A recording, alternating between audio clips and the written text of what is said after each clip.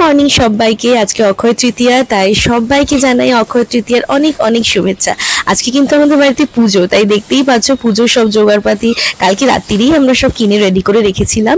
আর আমি সকালের অনেক কটা কাজ ছিল সেরে একেবারে চান করে ঠাকুর ঘরে এসে গেছি। এইবার আমি গোপুসোনাকে ঘুম থেকে তুলবো আর গোপুসোনাকে আজকে সাজাবো। যেহেতু আজকে অক্ষয় তৃতীয়া, তাই আমি গোপুসোনাকে নতুন জামা পরাবো। আর আজকে সকাল থেকে অনেক বৃষ্টি হয়েছে, তাই ওয়েদারটা খুব ঠান্ডা ঠান্ডা, তাই গোপুসোনার হাত মুখটা পুছিয়ে দিয়ে এই জামাটা পরাবো। এই দেখো, এটা অনেকদিন আগেই কেনা ছিল, আজকে ইচ্ছে হলো এই জামাটা পরাই, নতুনও রয়েছে।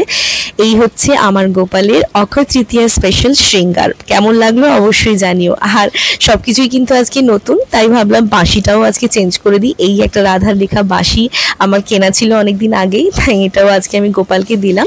ঠাকুরমশাই আজকে একটু দেরি করে আসবেন বলেছেন, তাই আমি ভাবলাম সকালবেলা গোপালের সেবাটা করে আমি যে নিত্য সেবাটা করি সেটা সেরে ফেলি। আর কালকে কিছু মালা এনেছি, সেগুলো সুন্দর করে সব ঠাকুরকে পরিয়ে দিয়ে অনেকটা কাজ এগিয়ে থাকবে। আর ভোগের কাজ যেহেতু হবে, তাই একটু কাটিং চপিং এর ব্যাপার আছে, তো সেগুলো আমি আগে শুরু করে দেবো, হেভি আমাকে পরে জয়েন করবে। তো চলো, অনেক কটা কাজ আছে, ছোট ছোট করে আমি তোমাদের সাথে শেয়ার করব।